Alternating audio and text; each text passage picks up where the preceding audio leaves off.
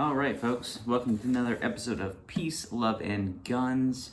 Today we have a very special treat for you.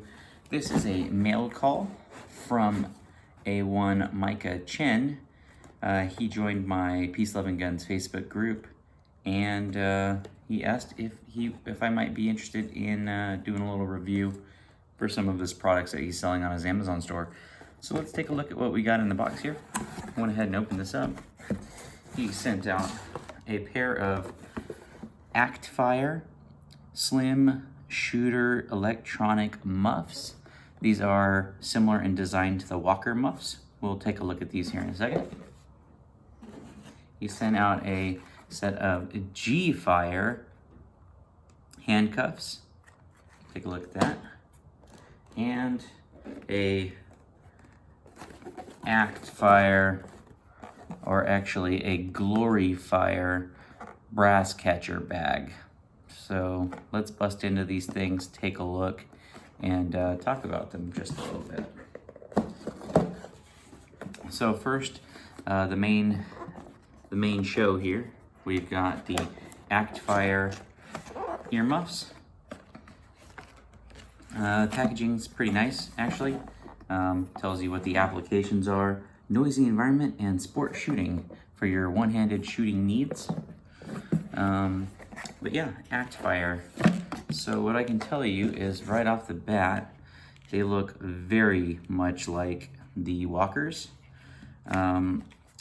Micah said that they did some enhancement to the onboard chip, or they have redesigned it so that it's better than the Walkers. We will see. This is going to be a fair and unbiased review. I want my viewers to know that getting free stuff is cool, and there's a little bit of bias inherent in that, but I am going to level criticism where criticism is due.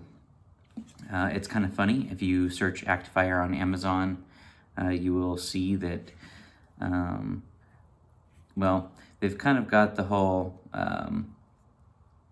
fun descriptions. Reading through the descriptions, there's some fun stuff in there. One thing that they're really serious about is they tell you that you get one American flag, which is funny because the Walkers, you get two. Whatever, you have one American flag, that's cool. It's a little Velcro American flag, but it's just kind of funny. It says in big bold red letters, one American flag, so that you don't get confused and think that it might come with two. Although it is kind of funny because the way that they take the pictures is that the American flag is always showing in the photos, but you get one American flag, so that's pretty neat. And of course, it's got the Actfire branding. These feel very, very similar to the Walkers. I would not be surprised if they were made in the same factory. I'm really, really hoping that the electronics on the inside are better than the Walkers. What I noticed with the Walkers, I used Howard lights for a long time, and the Howard lights I thought sounded almost as good as my friend's Peltors. Maybe I'm just crazy, or maybe I'm not an audiophile like he is. Granted, this is the same guy that was driving around with half of his speakers in his car not working on one side, and he thought that it sounded amazing. But yeah, so I've used the Howard lights for a greater portion of this decade, and those are pretty awesome. But I decided to go for a little bit of a change, and I wound up getting a couple other different cheaper end electronic hearing protections, one of which is the Walker brand. So we're gonna have a little bit of data to go off of here. I was not impressed with the Walkers. They didn't seem to be stereo, or at least the stereo effect was very subtle, if at all there. So there is two separate microphones on the Walker, which looks exactly the same. So here's the Walker, and here is the Actfire. Notice the one American flag versus two, but no big deal there.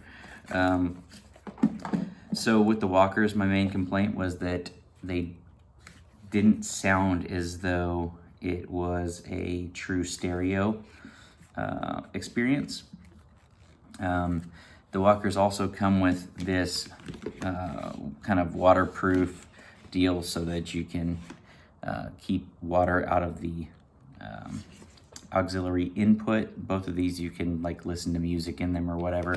I don't know how amazing that experience will be, but on the Howard Lights, another set of cheaper end headphones like this, it was kind of interesting. I did it a couple times, but no big deal there. But the walker, this thing just kind of fell out a bunch and it was just kind of dangling, so I got fed up with it and just kind of ripped it off. But what I'm really curious about is how they perform, and if the experience is so similar that I think that it's exactly the same or something.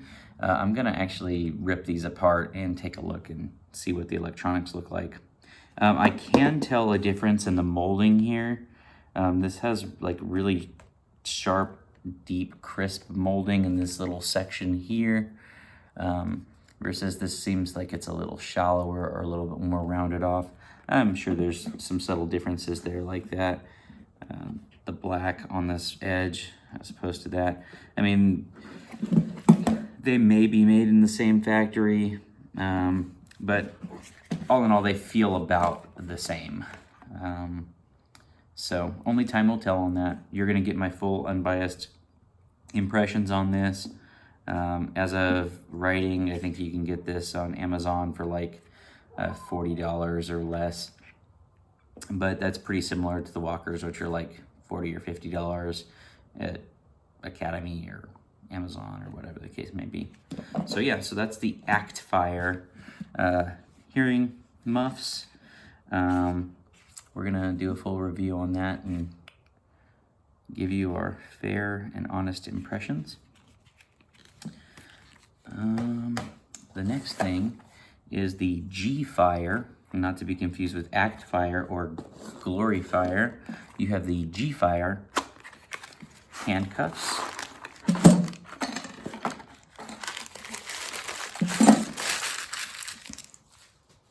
And wasn't expecting this. Micah did tell me that he was maybe gonna send me some handcuffs as well. And here now we've got some handcuffs. It's the triple kind of hinged design. Looks like bike chain links on the inside there.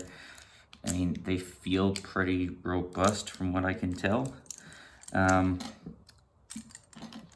don't know if I'm gonna do a full review on these or not. I play around with a little bit of lock picking in the spare time, and I enjoy doing some raking and picking of locks. Never tried to do any breaking out of handcuffs before. Never really needed the skill, but they work. And I'm not gonna go ahead and put the other one in because I don't want to have to figure out how to finagle my way out of there. But they do work. They do seem like they will hold somebody. But handcuffs are susceptible to shimming, which on a handcuff, you may not be able to see this, but there is just have a white background. There are teeth there, and it kind of ratchets into the handcuff. And if you get a shim, that is to say a thin piece of metal like a strip from an aluminum can, and you put it down in there and you kind of wedge it in, you can get it to where those teeth don't bind, and it's in between the teeth and the locking teeth on the inside, and then you can slide this out. So we're gonna try and shim these. I don't know how those teeth compare to, say, a normal set of handcuffs, but I mean, I imagine there's some kind of generic steel, reasonably strong for what you would do with handcuffs. I feel like handcuffs I've seen before have bigger teeth, so this might be, I don't know, I couldn't comment on how that would affect the strength of the handcuff, but it does make it so that you have a little bit more adjustment on the tightness without having them too loose or too tight, which is amazing that you can be that considerate for the person which you are trying to keep in handcuffs. So, and yeah, so one thing that I saw on Amazon is that they do sell handcuffs that have a free gift, and it's a blindfold. So I don't know that this is necessarily for paramilitary types.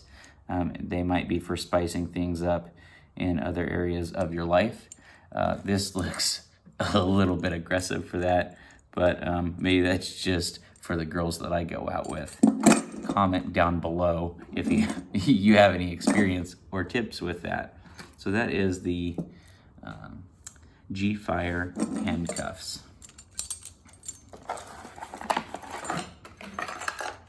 And last but certainly not least, we have the Glory Fire brass catcher bag. And this looks very similar to one that my friend uses, Jimlock23. You can find his channel information down in the doobly-doo below. It has a piece here that is a Picatinny rail attachment point.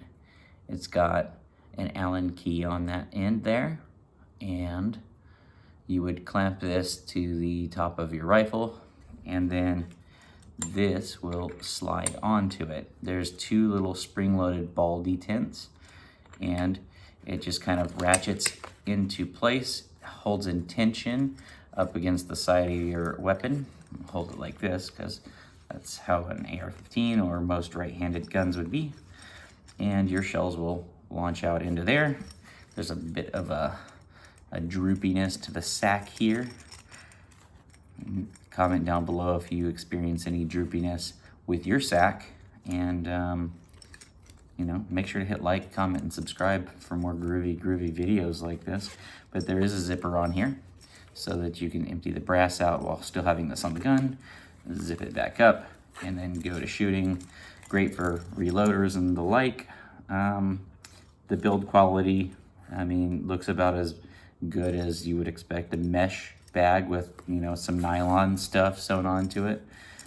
So I don't know that there's any complaints there. I don't see any loose threading like sticking off of it or anything like that. I said that and then there's one, but you know, brand new manufacturing, you're always going to have some kind of thread sticking up. Normally when I buy any sort of nylon or any kind of backpacks and even clothes, I'll do a once over and look for loose threads, and if it's cotton I'll just snip it, and if it's nylon I'll snip it and then hit it with a lighter, because I'm a little anal retentive like that. If you're anal retentive, make sure to comment in the doobly-doo down below. So yeah, that is the Glory Fire brass catcher bag. So I do want to thank Micah Chen with Glory Fire / Act Fire / G Fire, and be looking for my reviews on, at the very minimum, an in-depth review on the Act Fire electronic hearing protection. Maybe a little bit of a review on the brass catcher bag. I think that Jimlock23 might like to give this a shot. He can compare it with what he has. And then of course the G-Fire handcuffs, we might do a handcuff shimming video or something like that in the near future. Oh, and as bonus nachos, we have the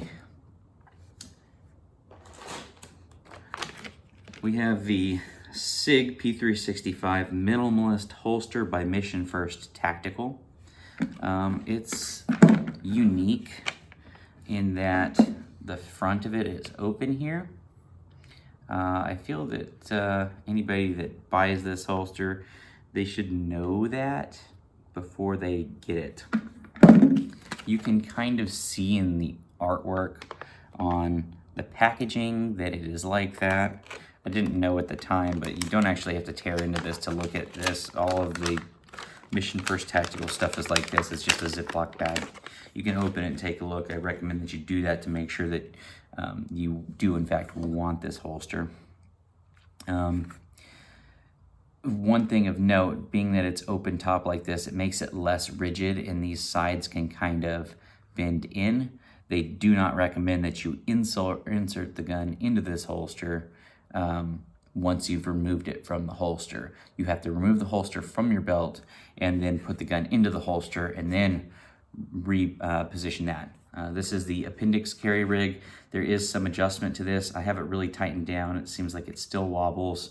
I'm kind of lukewarm on this holster, but it was, I believe, $24.95 at Gander.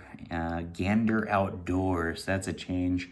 It's been the first time since I've been in there in several years. I used to work there for like 8 years, back when it was Gander Mountain, before they went under and were rebought and all that jazz. But I've been carrying this for several days, giving it a shot, and I rather like it. It's pretty smooth on the draw. Appendix carry is a change from what I'm used to. There definitely seems like there can be some comfort to be had with the appendix carry. I've actually been carrying it with the 12+1 magazine, and while that sticks out a little bit more, I just didn't even realize until this afternoon that, oops, I was carrying with the 12-round magazine in the whole time, and it was relatively comfortable. You still, when you sit down, you've got to kind of readjust it and finagle it a little bit so that it kind of rests a little diagonal and, you know, gets around your gut and all that stuff. But expect a full review on this after, you know, I do some testing with it. If you're going to be doing a class, it might not be the best thing for you. I don't know exactly how much weight you save by having this open right there. This is not a cleared gun. This is a dangerous gun, and we like to keep it dangerous around here. But this holster, you can see, is very simple. This is kind of like those trigger guard holsters that just go over the trigger and have like a little loop of paracord that loops through your belt, and then you kind of Mexican carry it or whatnot. This actually has a belt loop clip, and it tucks into the front of the pants. You do have the claw where that kind of sticks up and hits on the inside of your pants, and then when you draw, the holster doesn't cant or anything like that. The draw is relatively smooth with this guy, but again, you cannot reholster the gun with this. You will, if I can demonstrate this, you will fumble it and it will not want to go in. I find that the best way is just to snap it in, much like those trigger cover style of holsters. But yeah, be expecting a review on that. So I want to thank Micah Chin with the Actfire, Gloryfire, G-Fire folks on Amazon. I will be doing an Amazon review on each of those items. It'll probably be pretty general until such time comes when I've tested it extensively, and then I'll make sure to give the appropriate star review. And you can expect a full review on the Actfire kind of Walker copies. We'll see if they're a true knockoff or if they actually are an improvement on the Walkers. Thanks again for watching. Make sure to comment, like, subscribe, share. We just hit 1,000 subscribers. I do want to thank everybody for watching. Those of you that have been subscribed a long time, it's been a journey, and I appreciate you. So have a good one. Peace. And also love, or to you, love. And then, you know, guns. Yeah.